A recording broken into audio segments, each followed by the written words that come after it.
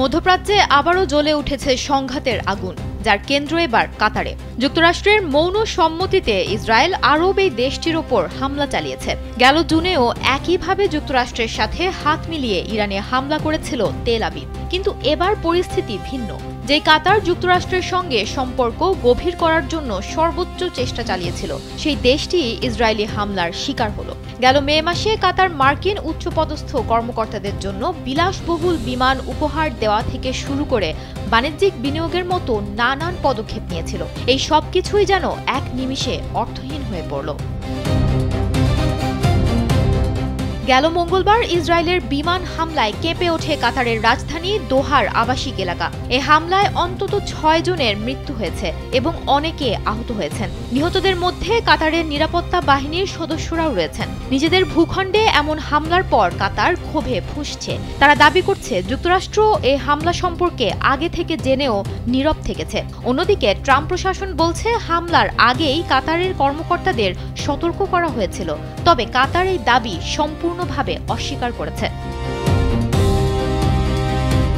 কাতারে ইসরায়েলের এই হামলার আগেই মুসলিম দেশগুলো তাদের গাজায় চালানো হত্যাকাণ্ডের বিরুদ্ধে সরব হয়েছিল। তাই গেল মে মাসেই তুরস্ক ইসরায়েলের সঙ্গে সব ধরনের অর্থনৈতিক ও বাণিজ্যিক সম্পর্ক ছিন্ন করার ঘোষণা দেয়। একই সঙ্গে ইসরায়েলি জাহাজ ও বিমানের জন্য নিজেদের আকাশসীমা ও বন্দর সম্পূর্ণরূপে বন্ধ করে দেয়।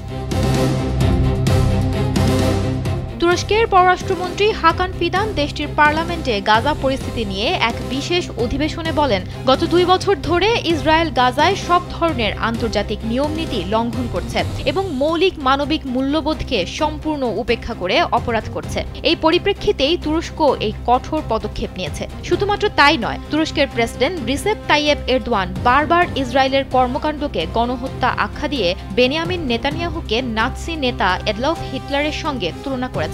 ইসরায়েলি জাহাজের ওপর নৌ বাণিজ্য নিষেধাজ্ঞা কার্যকর করার ফলে এখন আর কোনো ইসরায়েলি জাহাজ তুরস্কের বন্দরে ভিড়তে পারছে না এবং তুর্কি পতাকাবাহী জাহাজও ইসরায়েলি বন্দরে প্রবেশ করতে পারছে না। কাতারে ইসরায়েলের এই হামলার কড়া প্রতিক্রিয়া জানিয়েছে সৌদি আরবও। মঙ্গলবার রিয়াদ এই হামলাকে ইসরায়েলিদের নৃশংস আগ্রাসন বলে বর্ণনা করেছেন। একইভাবে আরব আমিরাতের পররাষ্ট্রমন্ত্রী শেখ আবদুল্লাহ বিন জায়েদ আল নাহিয়ান এই হামলাকে কাতারের সার্বভৌমত্ব এবং আন্তর্জাতিক আইনের স্পষ্ট এবং কাপুরুষোচিত লঙ্ঘন বলে অভিহিত করেছেন। সুমনা মোস্তফা, কালবেলা।